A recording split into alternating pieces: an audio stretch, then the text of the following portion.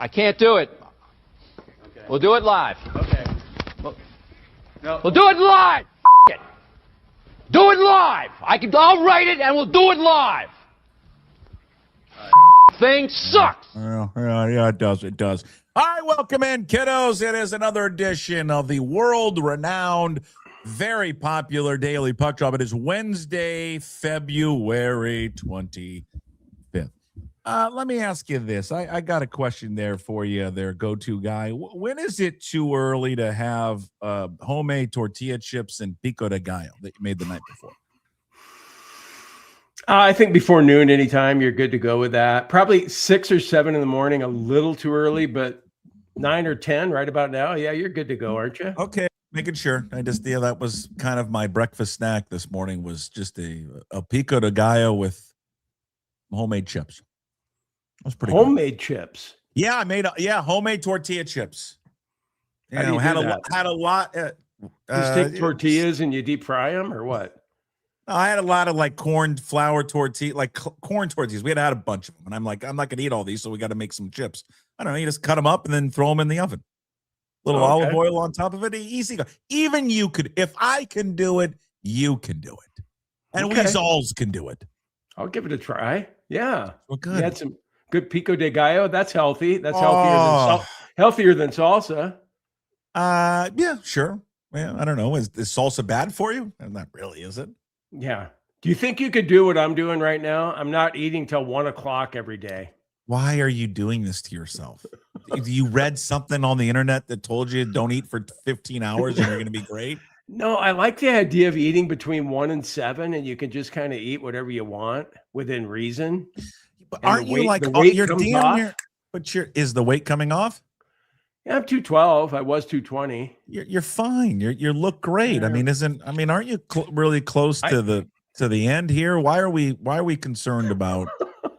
It's funny you bring that up because you're right. At 68, you're closer to the end than you are at 50. So why are you concerned with all I understand that it's what, top of the 8th for me, maybe bottom of the 8th. I say top of the 9th. Yeah, I'll go there.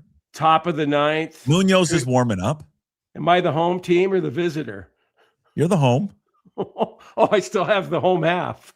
Oh, okay. Yeah. Okay, well, but no, yeah. I know I'm closer to death than you are, but I'm trying to stave off death a little bit longer by making some of these dietary changes.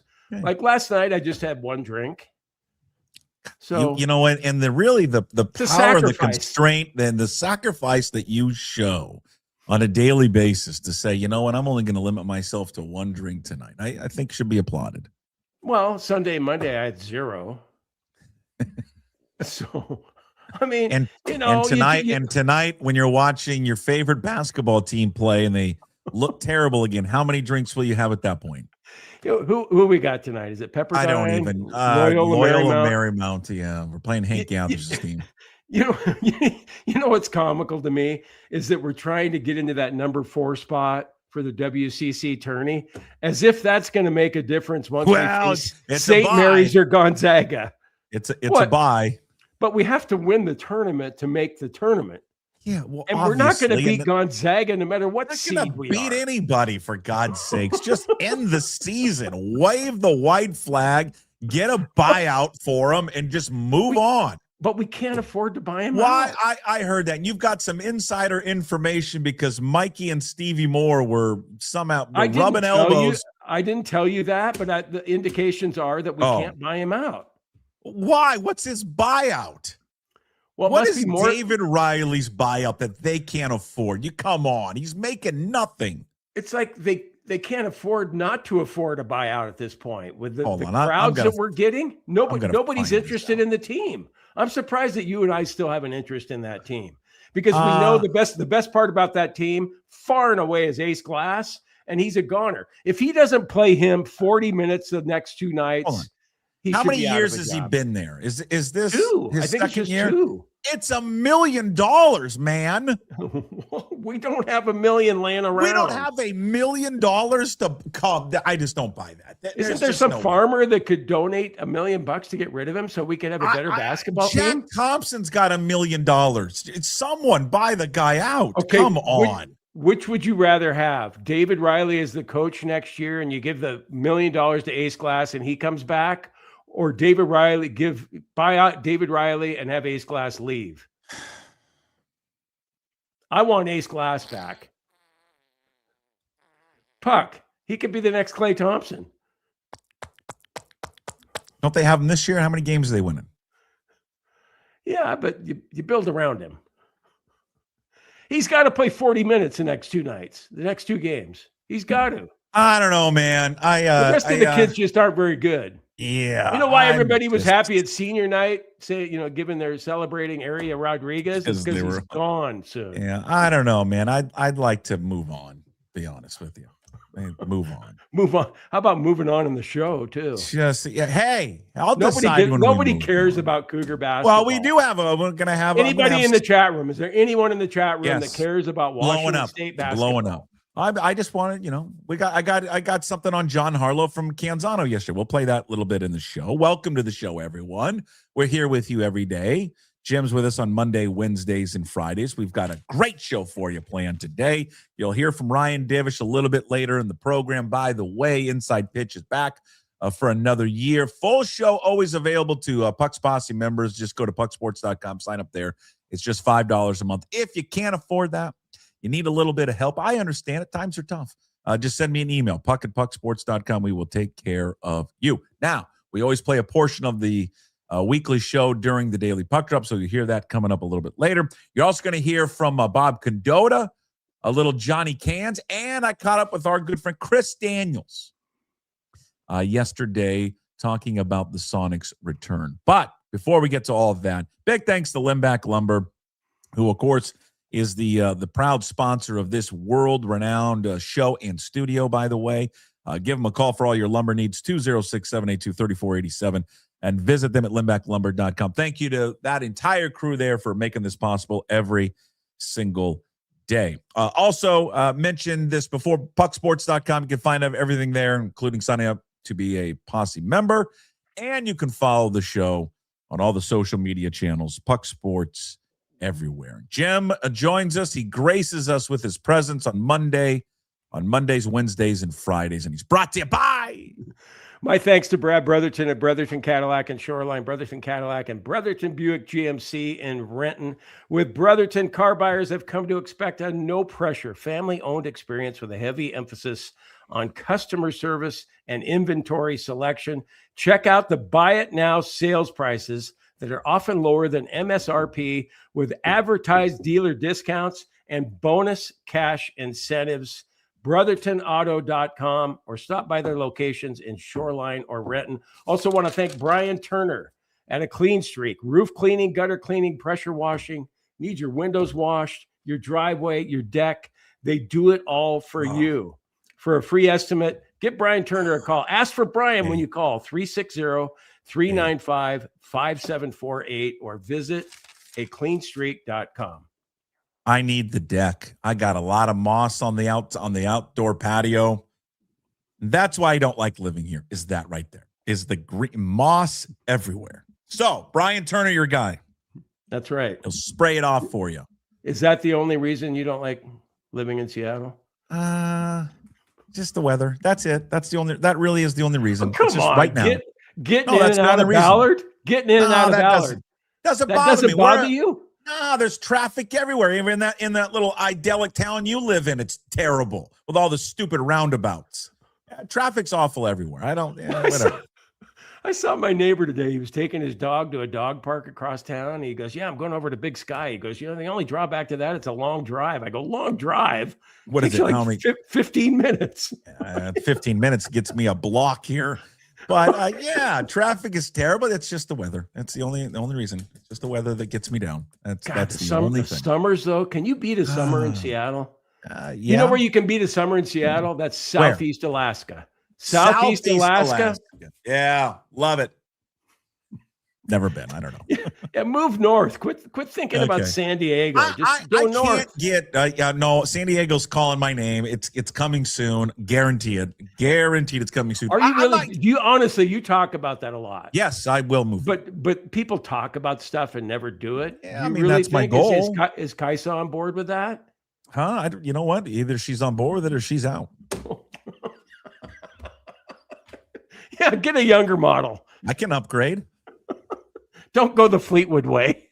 Go the other way. I think once you make the move south, you upgrade. It's a perfect time.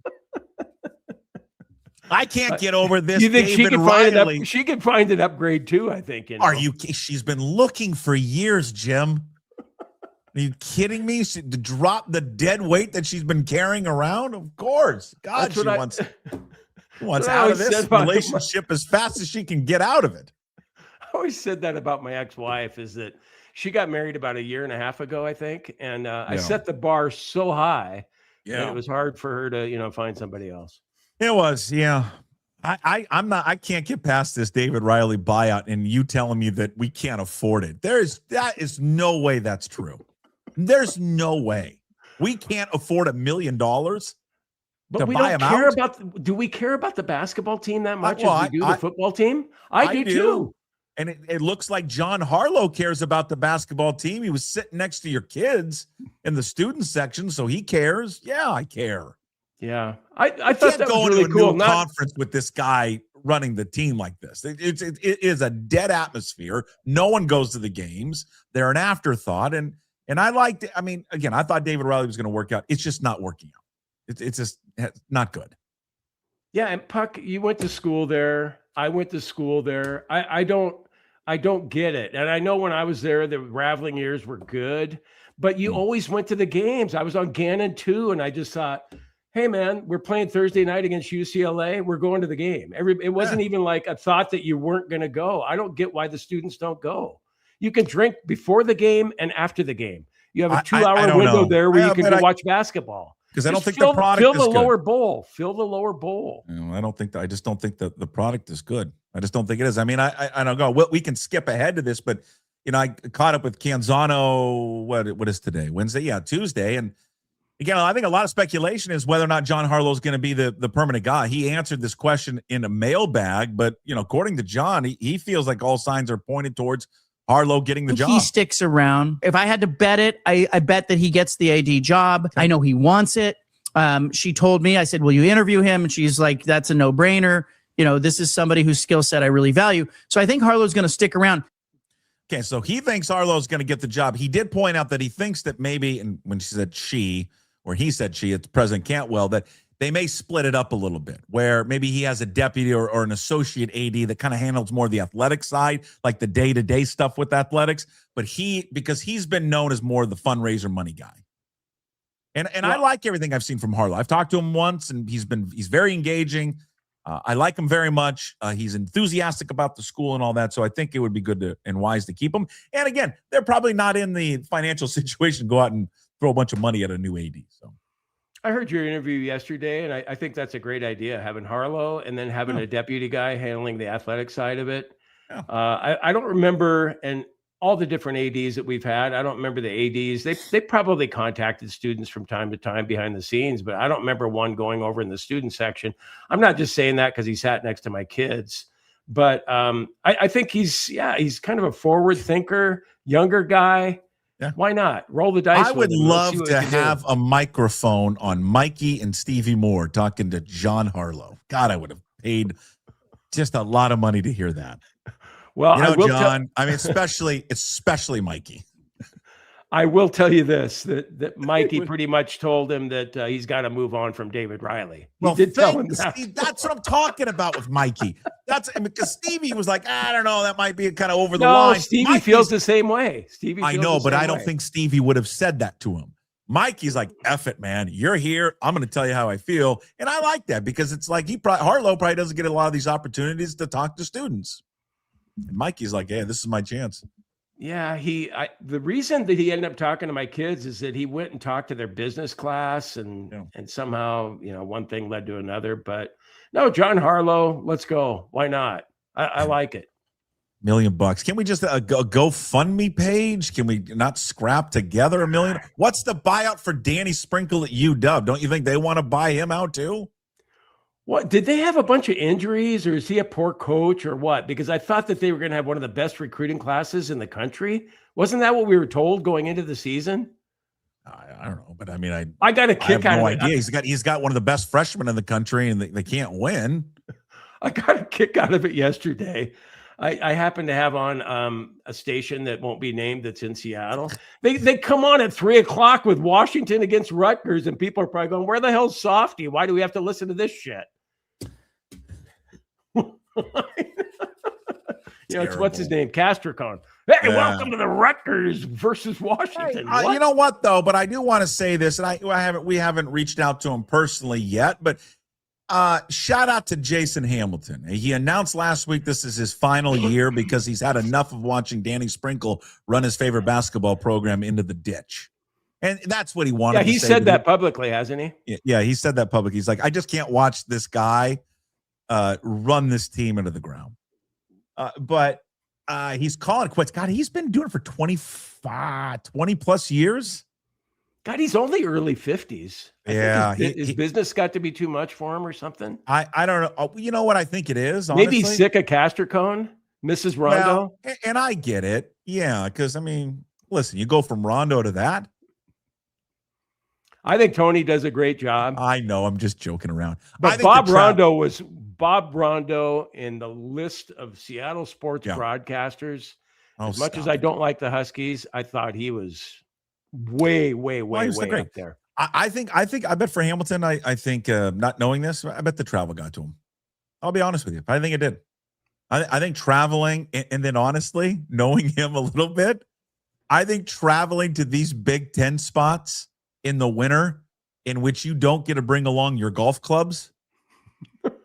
I'm telling you. No, I know. I think well, you know what? It was fun when we went down to Tucson and Tempe to go face the Arizona schools because I could sneak away here and go play 18. You're not playing 18 in Piscataway on February 25th. I'll tell you that. And I think he's just like, this ain't worth it anymore. I don't want to do this. Get him on. Let's ask him. We should get him on. Sprinkles buyout. Listen, last year was like $6 million, so they wouldn't do that. Let's see. What is it? His buyout. Year 1, year 2 is $5 million. So that's a lot of money. I think you still have to ride it out with Sprinkle for another year. Well, year 2 is 5, year 3 is 4. He doesn't get to year 5 till it's $1 million like our guy was at $1 million after year 2. I mean, come on, GoFundMe page. Let's move on. Bring Kyle Smith back. I don't care. Just no. Who's the guy? The guy you want? You mentioned it yesterday. The guy at Montana. Yeah, the guy at Montana has always been just a great coach, and he's always had successful teams. I always wonder why he hasn't taken the next leap or jump to a different program. Maybe there's something wrong with him. I don't know, but he's. Could we get the Seattle U guy? Maybe. Yeah, but they're not good. I think we have a better record than them. So why the hell would we hire that? Why would we fire David Riley and bring in that guy? Well, they beat us. Well, because they beat Gonzaga. That's the only reason we're talking about him, because he beat Gonzaga like one time. So hell, let's get the Portland coach. They beat Gonzaga. How much have you been watching the combine? You have any combine notes? You're kind of more of a combine guy than anyone. I don't have any combine notes. No, it's just whatever Condota wrote is what I read. I think really I'm not as interested in it this year, and most years I'm not interested anyway, but even more so this year, because the Seahawks have what? 32nd pick in the first round. Well, and everybody knows that Schneider's going to trade down. Sure. What I am interested in, I did Google ask. I like that little AI feature on Google. Have you used that? Yeah.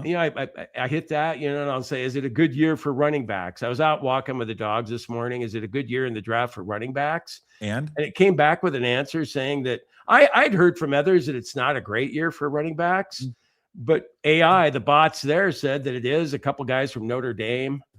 Okay, but one of them is, I didn't write down his name, but one of them is supposed to go top 10. So he's out of reach for the Seahawks. And the reason I'm interested in running backs, everybody knows why, because if Ken Walker doesn't come back, then what do you got? George Holani and nothing else. Well, speaking of Ken Walker and Bob Condota, because when Condota was on this week, I asked him, I said, well, do you think something gets done with Ken Walker this week? Because this is the real thing with the combine, is not so much watching these guys run around in underwear. It's a lot of deals get done this week. And so there is a possibility, probably a stretch, that something gets done with Ken Walker this week. Walker, you just won the Super Bowl MVP. You're probably going to take this as far as you can, right? You owe it to yourself to get the best deal you can, because you're never going to be hotter ever, probably in your entire life, than having just won the Super Bowl MVP. You're 25 years old. You're right smack in the prime of your career. So I think it would take a really aggressive offer by the Seahawks to get it done before free agency happens. So I still think this is one that could come down to the last minute.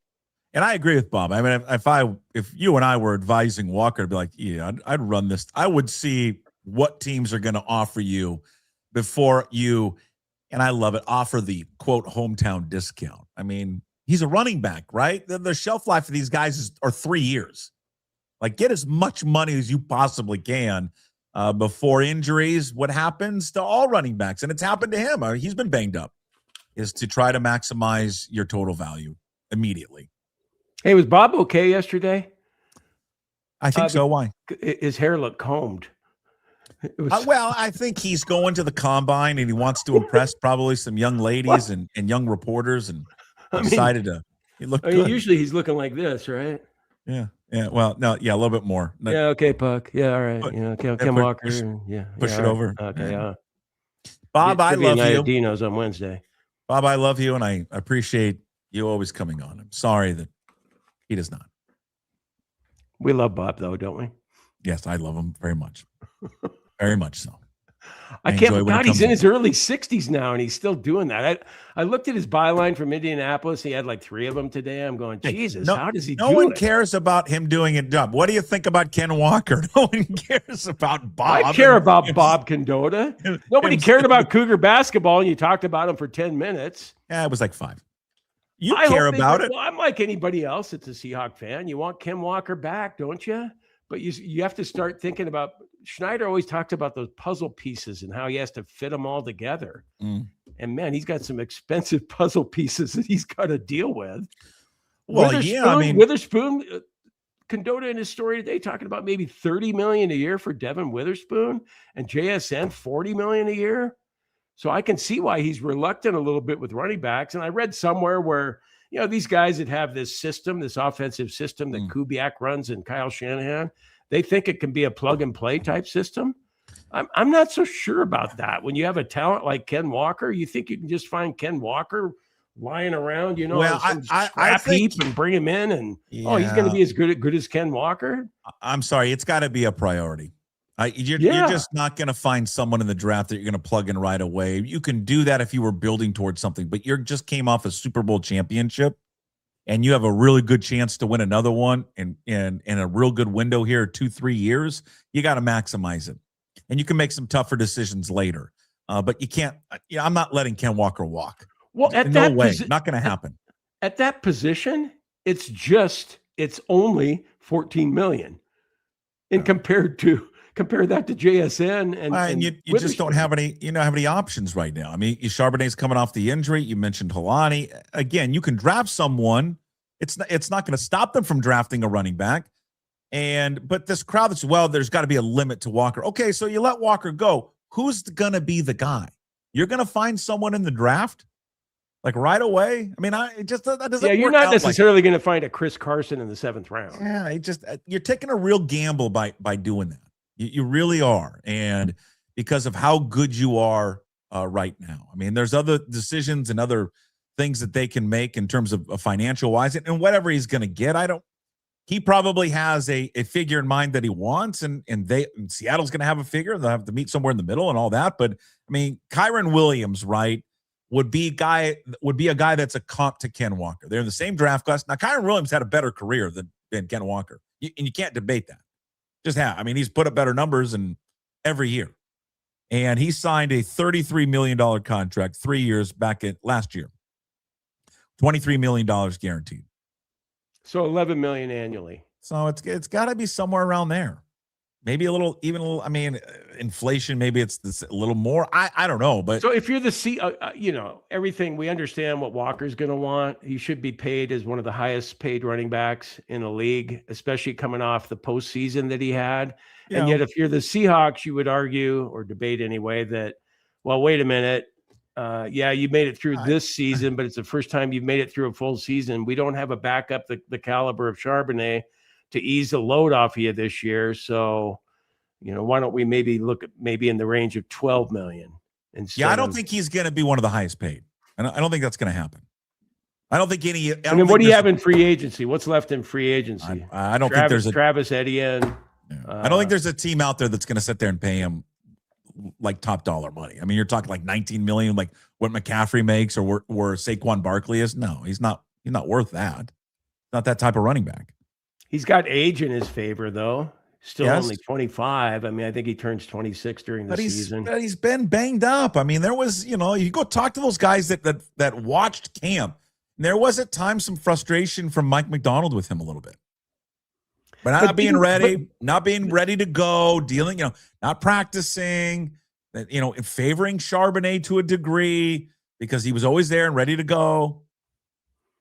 I remember not this season, but the season before, I was leaning toward, God, they should maybe go with Charbonnet more than Walker.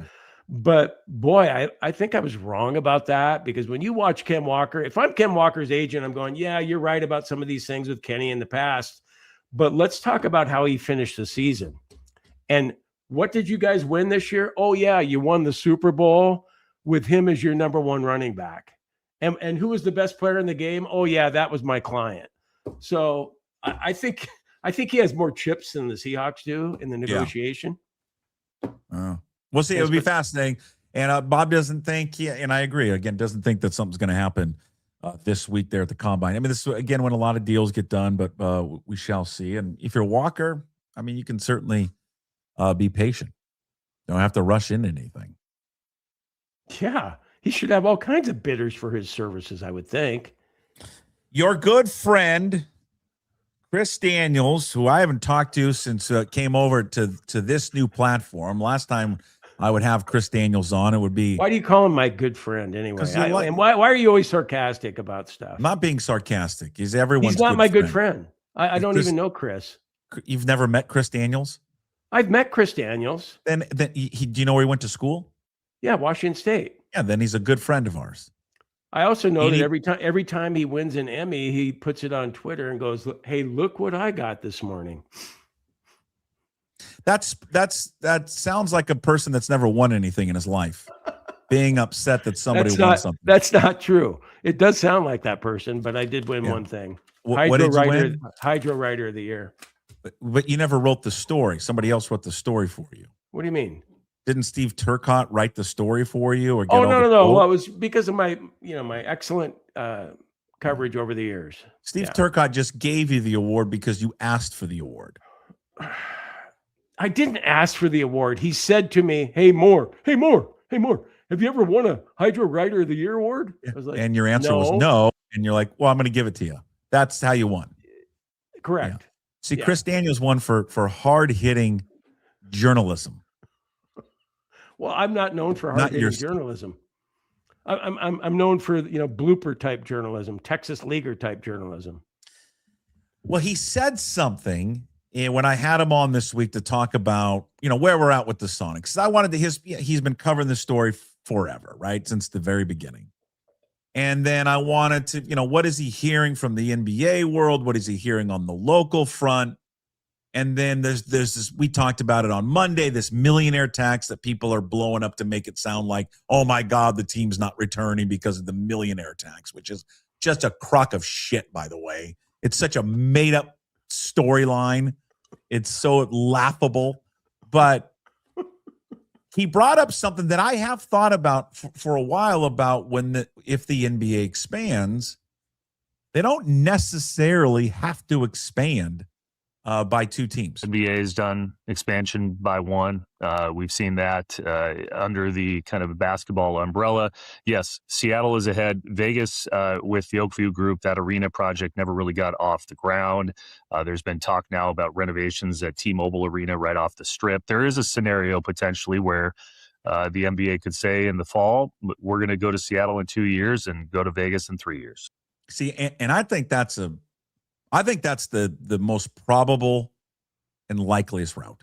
I think that's what's happening. Remember, they did that when Seattle. They did that with hockey. It was reversed. The most likely Vegas went first. Don't you remember that? Vegas went first. Seattle and Vegas were supposed to come in at the same time. Like that was the idea. Don't you think it'd be cleaner if two teams came in so that you wouldn't have to jockey around and Did it matter with the NHL? Did it matter with the NHL? The NHL just did it. We literally have the two same exact cities, a different sport, and they just would reverse it. Vegas came in earlier, and then Seattle came in. Okay. Well, that's fine. Because that would work for me. What I don't understand though is like Vegas. Let's say they don't have that arena built. That's the big holdup, right? Well, they've already got like 6 arenas down there anyway. Couldn't they use one of them as the one that's right off the strip there? Yeah, if you would have just listened to the Emmy award-winning Murrow School Symposium guy, Chris Daniels, he literally just said there's talk of renovating T-Mobile to where they would play. Unbelievable, folks. Do you understand what I have to deal with? I was distracted by how professional he looked. I just kept looking at him, going, "God, that guy doesn't look like a Coug." When you're a Coug, you got to kind of look a little disheveled, you know. Of course, that's what we do. Yeah. So, but because remember that was the Oakview was in the Lewicki brothers were going to try to build a new arena there. You know, like the 19th arena there, but that's gone nowhere, and so. Hey, I got just a second. My dog just threw up. Okay, this is great. God, I gotta let him go outside. Sorry. You want to see? Do you believe me? Look, it's right. No, I don't really want to see your dog throwing up. Oh, it's folks at Brotherton, the Angry Beaver, and also a Clean Streak. This is why you pay for this Monday, Wednesdays, and Fridays. You just can't get this anywhere else. You may be spending your hard-earned money on something, and you say to yourself, "Yeah, but we're going to sponsor a guy that's got a dog on his show that throws up during the show." That's what you get here on the Daily Puck Drop and Jim Moore's appearances on Monday, Wednesdays, and Fridays. In case you did not catch the Chris Daniels interview that we played on Tuesday, go back, watch it. It's up on YouTube. You can listen to it, by the way, on all your podcast platforms. It's just a part of the Daily Puck Drop, but on YouTube, I will separate the individual interviews from the full show. I mean, you can watch the full show, but it just makes it easier for you to watch the individual episodes there as well up on YouTube. And yeah, I agree with Crystal here a little bit. I think there's a great chance that we could find out later this year that Seattle would come in certainly before Vegas would come in, and I think that would be a high probability of it happening. Are you okay now, or is he still throwing up? Or I let him outside. No, God, he threw up twice, and he threw up once earlier today too. Okay. I don't know what's going on. Probably would you like to clean it up, or would you just want to sit there? I'll finish up. You're probably not going to keep me too much longer. So, yeah. You know what I need is another vet bill. You know all about vet bills. Well, I don't even want to tell you how much I've spent on my older dog, Maples. Well, Maple's worth it. Yeah, well, it's a lot. Yeah. Sky had an ear infection yesterday. It was $315 or something. That seems cheap, actually. I'll be honest with you. Yeah, that's what I heard from people. Yeah. That seems actually pretty affordable. I would take $300. Yeah. If you would have asked me, you took Sky into the vet for an ear infection, how much was it? I would have said $1,100. Would you really? Yeah, that's where I would have been at, because that's what they do. And I love these veterinarians. I do. But there's just, we got to, we talk about healthcare costs in this country. How about vet costs? Because and they know they got you, because you'll do anything for these pets. Yeah, but God, I remember when Sky was a pup, she broke her leg, and whatever we were paying in Issaquah at the time for her services, it was like when we got her down to Arizona, because we went down to Arizona, it's half price in Arizona. Is it? Well, I think everything's half price in Arizona, is it not? I guess. Yeah. But no, I didn't have enough to cover the $300 yesterday. And so I said, "Can I give you a partial payment?" And she goes, "We don't accept partial payments." So I had to call Kathy, and and then have her transfer more money into my account. And I looked at the gal and I go, God, I you know can't what? believe- I told her I should be embarrassed that I don't have that enough money to cover that. And I go, but I'm not.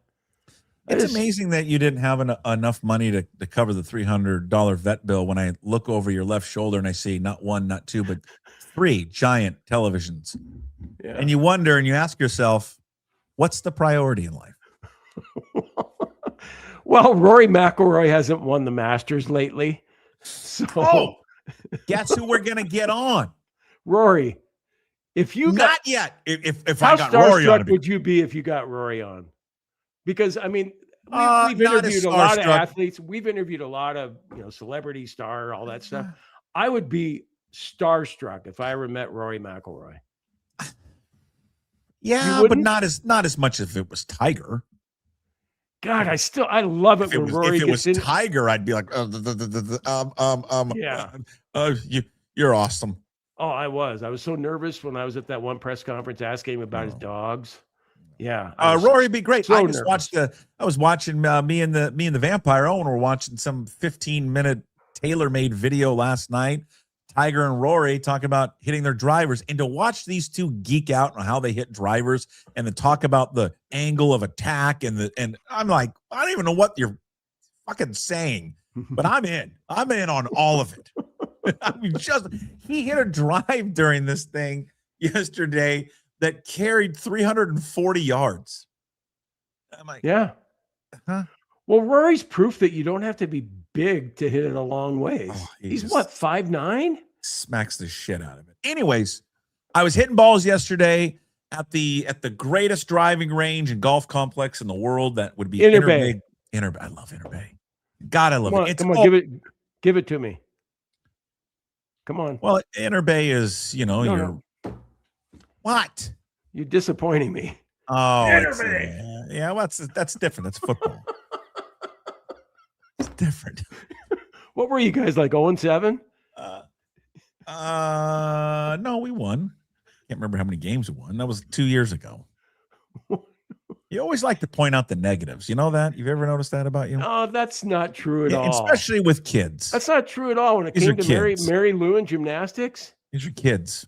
Kids you're talking about. I know they're kids. Can I get to my story? So I'm hitting balls yesterday, playing what course am I playing on the monitor? Oh, Pinehurst. Playing Pinehurst yesterday.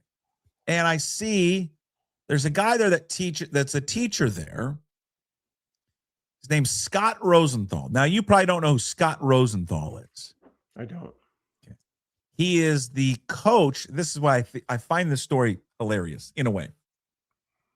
Because he's the coach of a PGA golfer who's actually really good. In fact, if I look at official golf world rankings, I bet you he's top 30, at least 40. Okay. Maybe I can hold on. I'll know who he is then. Well, you will for sure. Oh yeah, he's 41st. Of course, you'll know who this is. You know the golfer Andrew Novak. I do. Yeah. Scott Rosenthal is his coach. They grew up together, or they grew up in the same town. But Scott now lives here in Seattle, and he teaches out of Interbay. He gives golf lessons to hacks like you and I. But he's also Andrew's golf coach, and I've met him through a buddy of mine, teacher there's Eric, who works at Interbay. Eric Dreesen, by the way. You want golf lessons at Interbay? Did your dog throw up again? No, I'm just looking at what I'm going to have to do when I get done here. Are you just, this story doesn't interest you, does it? You want me to move on? No. I want to hear the rest of it. Anyways, Andrew Novak is playing in his first ever Masters tournament this year. Okay. That's exciting. Yeah, what do you want me to say? Nah, I just want to. You're checked out. You're checked out. You're looking at your dog's throw up. You're looking at your phone. You're not paying attention. Here, I'm sending it to you. I'm sending it to you right now. I don't want to see a picture of your dog's throw up. Well, I don't care. I'm sending it to you anyway. Anyways, Andrew Novak is going to come on the show the week before the Masters. No way. Okay, yeah, now I'm excited. I'm re-engaged. You know what? No, you know what? And I'm going to do the interview by myself. You're not allowed to be a part of it. Why? Because I don't think he's won yet, but he's on the verge of winning. Novak's won. Has he won?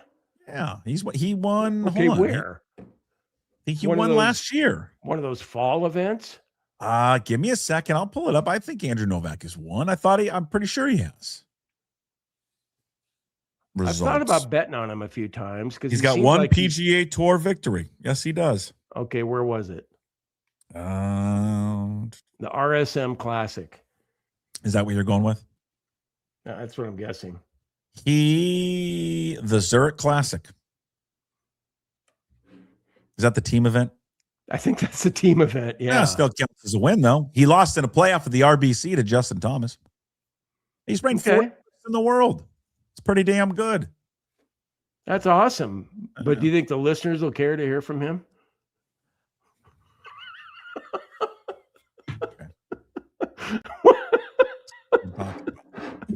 I mean, you and I know who Andrew Novak is, but this is what I'm talking about. Do you think a Puck Sports listener will be thinking, God, these guys just talk about Cougar basketball and some no-name golfer? I think I'll... Well, again, that's fine. You don't have to be a part of it. I'll just do the interview myself.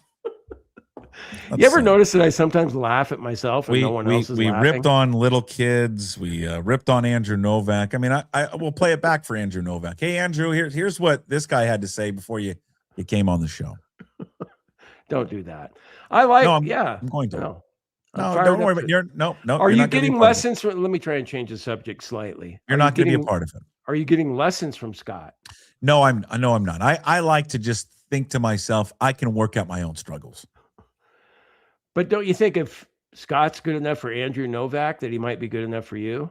I don't want to waste my time. You don't? Yeah, I'm good. Okay. I'll figure it out. Gets in my head. Just hit the ball straight. Choke down, hit the ball straight. That's all you have a good swing. Don't try to butter me up after you've been sabotaging this whole show. Anybody who's watching or listening right now, Jason Puckett has a good golf swing. You do. Andrew, welcome to the show. I want to play a clip for you real quick. What did I say that was so harsh? Do you think the audience cares? Hey, real quick before you go, Kraken are back in action tonight, 5 o'clock. The puck will drop. Everett Fitzhugh was on the show on Monday. He says, obviously, the goal for this team is to get to the playoffs. So that is the one goal that they need to get to. They haven't been to the playoffs. Well, the second year? Was it the second year that they got in a couple of years ago? So they've been largely kind of a disappointment.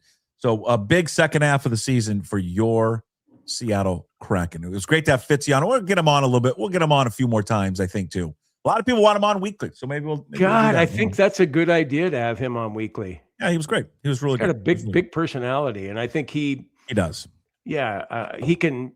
For you and I mean, he appreciates people that are casual hockey fans, and he doesn't, have to just talk to the hockey purists. He can get his points across to us. Oh, I think he understands when he was talking to me that this guy does not know what he's talking about. I think that was pretty clear. God, do you think we'll ever get up to speed with hockey? I think he can. Yeah. Get there. You think so? Do you think you could be a big fan?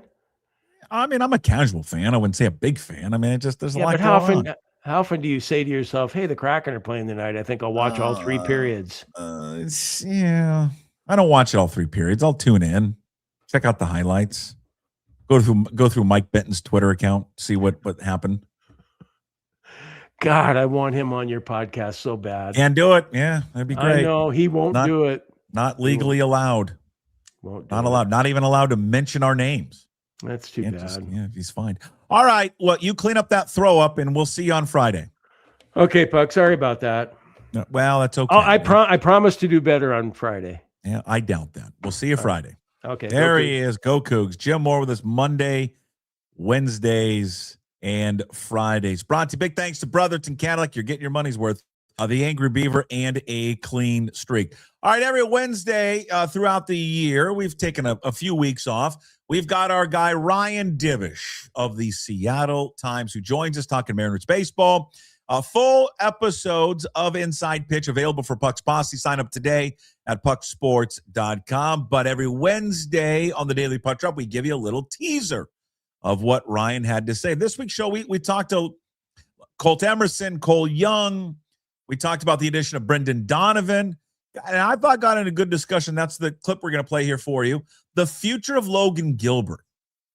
He's got one more. He got $10 million this year. He's got one more year of arbitration, then a free agent. What's the future of Logan Gilbert in a Mariners uniform? Hey, the Mariners have not locked up Gilbert yet. Yeah. And I'm just wondering, like, what I wonder what their mindset is, and I wonder what Gilbert's mindset is. I mean, he's going to make $10 million this year. He's got another year of arbitration, and then he's a free agent. Yeah. So that's what, 31? And does he want to go to free agency? I would assume he'd like to stay here. I mean, it's a great organization. It's a great park to pitch in. He likes throwing to Cal and all that, but we haven't heard anything on that. I mean, this is an organization that likes to lock these guys up early if they can, and I'm sure they've approached Gilbert, but why have we not at this moment, at this time, seen anything, I guess, accomplished between those two parties? You know, I think there was interest. It was when Logan first got called up that first year. Was that 21? I think it was 21. Yeah, I'll look it up. I think you're probably right. I think in that first year or something, they kind of floated an extension offer, well, at least what I was told. And it was not a great one in terms of, like, because he had not established himself or anything, and sort of trying to get not quite an Evan White deal, but something like that out there. And his agent quickly rejected it. I do think, I think they're open. I think they want to do it. I think Logan's open to listening. But then when you see, Dylan Cease get $240 million, and then, I think that's an impetus to kind of wait it out, because that's where the Mariners are going to have to play. And the one thing is will they do that? Will they extend the pitcher because they know internally what he is or what he isn't, and projects what he's going to be. So I do think I think there's a part of Logan that would love to stay closer to the East Coast. He lives in Orlando. Okay. He has a young son. Both of their families are in the Orlando area. Would that be enticing? Yeah, sure. I'm sure it is. But he also loves his team. Loves Cal. I think he would look at the idea of an extension, but it's got to be market value. And starting pitching market is not cheap. And that's what the Mariners have to ask is are we going to invest in this? It's one thing to invest in a position player that plays every day, but it's pitching and Logan's coming out of a season where he had flexor issues. I think they're probably taking a wait and see approach. But then again, we didn't think that the Cal Raleigh deal was that close right away. And then it got going fast. It's there's a market number that the player's looking for. And as the team gets there, then it probably gets done. See, I just got a feeling with this organization, maybe I could be wrong, and I'm wrong about a lot of stuff, that they like it's almost like maybe how NFL teams would treat running backs. So we can just keep drafting a guy every few years, let him play over his rookie contract, and then we'll just replace him with someone else because we're really good at finding running backs. This organization's been really good at finding pitchers. And that's why I guess I brought up Sloan and Anderson, because they just seem, they are closer to the big leagues than further away from it. And so I wonder when it comes to somebody like Gilbert, do they say, hey, listen, we've gotten 4, 5, 6 years out of him, but we're not paying him $220 million. It's just, we're not going to do that. And we don't think he's worth that. What happens if they get to a point next year where it's like the scuba walk year, where it's like you're going into a walk year, and it's become very clear that you're not going to be able to re-sign him? Do you trade him then? Because you're not going to be able to re-sign him. Trade him and start, Kate Anderson or Sloan, and then kind of go down that road. Because 1 year of Logan Gilbert would still get you a lot from a lot of teams. Yeah. But then you have to wait. What does that do to your clubhouse? Does it piss off the star catcher and the other guys in the rotation? Because they got a lot of people. They got a lot of people to pay. It's him. It's Kirby. He's got 2 more years of arbitration. He's a free agent. Yeah. I don't know where the status with Wu and Miller are. You got listen, I would expect Castillo is gone at some point. I don't know. He's got 1 more year and then investing option, but they've got a lot of these guys that are coming up at kind of right around the same time. Yeah, and I think that's probably, not that they are always big spenders in free agency, but I think that's in the back of their mind is like next year's roster is going to get significantly more expensive. Wu missed being a Super 2 by like a week. That saved them some money. Otherwise, they're paying him now. So like, it's I kind of thought too that because of that, like because they know they can't re-sign all these pitchers, or maybe they don't want to because like pitchers attrition, that they would have been open to moving George in a deal for like Ketel Marte or something like that, right. Because like if George isn't going to be the one, or now maybe it's Logan, it's like who is the one that, I'm sure they have a gauge on who's the most interested in signing an extension. I mean, obviously, like I think Bryce or Brian would be the easier ones of the two, but like because they're not close to free agency yet. Brian's had the injury history. I think Brian would be amenable, but like then again, like do they know something internally like, well, we can't do this because there's going to be something down the road or something like that. I'm sure we'd never get like a direct, certainly not on the record answer, but you're right. Like looking at pitchers like running backs, I think that's, like relievers are like running backs for certain. Like you burn them out, run them and burn them out. And then starters are similar in that way, but. And again, that full show there with Ryan Divish, Inside Pitch, available for Puck's Posse members. Just go to pucksports.com to sign up. It's $5 a month. You can sign up for a year. Any troubles, any issues with any type of the payment, just send me an email, puck@pucksports.com. I want everyone to have access to it. I think it's an interesting discussion to have. And I know it's premature, and I know the season's right around the corner and all that. But these are decisions that you think about long-term into the future, and you're planning out your payroll and what they want to spend. And again, listen, this is not, I wouldn't say it's a cheap organization. I would say it's not a, hey, let's go for it all the time organization. Is it a frugal organization? Yeah. I mean, they don't open up their wallets, I think, like a lot of people want them to open it up. And, they're going to have a lot of guys that are going to want to get paid. Now, they've taken care of Julio. They've taken care of Cal. But when you start looking at the future of their rotation, I mean, they're going to have to make a decision on Logan Gilbert. At 31 years old, do they want to pay him $220+ million? And then the year after that, it's going to be a decision with George Kirby. So this conversation with Divish was brought up because of what we have seen so far from Ryan Sloan and Cade Anderson. Two guys that are high-value arms in their system. And this is one thing this organization's been able to do is develop arms. And Cade Anderson and Ryan Sloan are going to start off at High Desert. They're going to start off, or not High Desert, they're going to start off at in Everett. I would get there early because they can stay there long. And then they're going to go to Double-A. They may not spend a lot of time there, depending on what happens with injuries and all that. And they get towards the playoffs. There could be opportunities for both, maybe just one in the bullpen. Davis brought up, using Sloan out of the bullpen. So, I think drafting those guys and developing them and getting them up as fast as possible might give you an indication of what they're thinking about down the road here. And it is interesting that maybe they have approached Gilbert about it. He doesn't want to do it. Maybe he wants to test free agency. You see what pitchers are getting nowadays, on the market when he's 31. Would he command a lot of that money? Yeah. Mariners know him better than anyone in terms of his injury situation, what his long-term health would be. But I just think it's something to kind of keep an eye on. All right, full episode is available now for Puck's Posse members, pucksports.com, to watch and listen to the full Inside Pitch there with Ryan Divish. All right, on this day, February 25th, and of course on this day is brought to you by our fine sponsor, Hive Social. Get in the game with Hive Social, the official social meetup app of Puck Sports. Download the Hive Social app on iOS or Google Play today. It is free.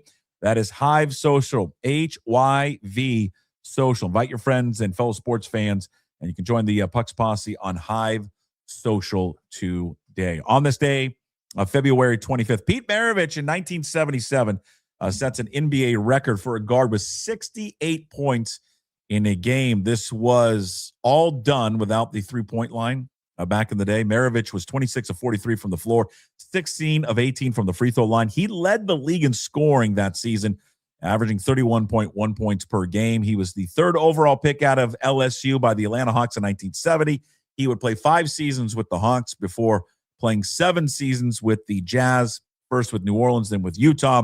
He finished his career in 1980 with the Boston Celtics. 5-time NBA All-Star, 2-time All-NBA first team. He was also part of the NBA anniversary team, the 50th and the 75th. He tragically passed away just the age of 40, playing basketball. He ultimately, it was determined in an autopsy, he suffered from a heart failure. In 1964, Muhammad Ali, but then known as Cassius Clay, at the time of the fight, defeated Sonny Liston in Miami Beach to win the first ever heavyweight title. In the 6th round, Clay dominated the round, just pummeled Liston. Liston ends up not coming out there for the 7th round, did not answer the bell. So at the age of 22, Clay became the youngest boxer to ever take a title from a reigning champion. Soon after the fight, he changed his name to Cassius X, later then to Muhammad Ali. 2 years later, they would fight again in a rematch, and Ali knocked him out in the 1st round. However, many believe and speculate that Liston took a dive in that fight to pay off a gambling bet. Happy birthday going out to Hideki Matsuyama. He turns 34 today, 11 wins on the tour, including the 2021 Masters. And by the way, folks, 43 days until Thursday, opening round of the Masters. Actor Sean Astin is 55 today, of course, best known for his roles in Goonies and Lord of the Rings. And finally, last but not least, the Nature Boy. Ric Flair is 77 today, born on this day in 1949. He started his career, the American Wrestling Association, 1972. 1974, he left the AWA for the NWA, the National Wrestling Alliance. He became, at that time, it was like the Mid-Atlantic Heavyweight Champion in 1975. They kind of were all over the place. He was then involved in a bad plane crash later that year. Nearly cost him his life, almost cost him his career. It was that after that accident, he had to change his wrestling style, and he changed his style to fit more of what became the Nature Boy. And that whole persona and character was born then. In 1981, he defeated Dusty Rhodes for the NWA World Heavyweight Championship in Kansas City. 1985, the best team was created. The best team ever was created. The Four Horsemen, formed by Arn and Ole Anderson, and they would later add Tully Blanchard, the greatest wrestler of all time, Ric Flair, 77 today. That is on this day, brought to you by Hive Social. Again, the official Puck Sports social meetup app. Download it today on iOS and Google Play. It is free. Hive Social, HYV Social. Hey, What the Puck is brought to you by Tersuli Construction, is Seattle's restoration and construction expert specializing in water, damage, fire, and mold. They don't stop there, though. One contractor for every solution, from emergency response to full-scale rebuilds and remodels. A full-service contractor handling your project from start to finish. Locally owned and operated there in Ballard, Washington. Give them a call and reach out to them, 206-793-3744. Visit Tersuli.com. What a mess the Minnesota Vikings are, by the way. They are reportedly considering Aaron Rodgers because Aaron Rodgers made overtures last year that he wanted to play there. Reportedly, he contemplated last year, then he wants to play again. Still, people don't know if he wants to play this season with the Steelers again. But again, the speculation was that he was interested in playing for the Vikings last year. The Vikings obviously butchered the whole Sam Darnold thing, egg on their face. And now they've gone with J.J. McCarthy because they drafted him and they feel like they're stuck with McCarthy. And now they're even contemplating about using or about pivoting to Aaron Rodgers, who is 42 years old and it is done. Moves like this is what collapses franchises, by the way. And it just makes me think, thank goodness, that our Seahawks are led by John Schneider. That is Hey, What the Puck, brought to you by Tersuli Construction. Reach out to them, 206-793-3744, Tersuli.com. Thanks for watching and listening to today's show. Thank you to all our sponsors, Limback Lumber, Flat Stick Pub, Georgetown Brewery, Hive Social, and Tersuli Construction. You can find today's Daily Puck Drop up on YouTube. Please subscribe to the channel. Also find the Daily Puck Drop on your favorite podcast platforms. And, of course, at pucksports.com. There you can become a member of the Pucks Posse. $5 a month. You support all the free content we do daily. Plus, we give you bonus shows throughout the week. Newest Sports Pit is out with Matt Stretch Johnson. We got the Inside Pitch today with Ryan Divish is out. And coming up tomorrow, KJ Arntz with Mitch Levy. Also, be sure to check out The Graz with Gas Take 5 podcast, produced by Puck Sports. New episodes every Monday on YouTube and all podcast platforms. Just search Graz with Gas Take 5. Thank you very much for watching and listening. We will talk to you tomorrow. Thursday's edition of the show with Mitchie the Kid. KJ Arns with Mitch Levy coming up tomorrow. Until then, as always, we promise to be better. No shoes, no ties. Would anybody like to smoke some pot? Yeah. I was born to lick your face. I was born to rub you, but you were born to rub me first. What do you need my address for? We'd like to send out a mailer. Mother of mercy, I don't speak Japanese!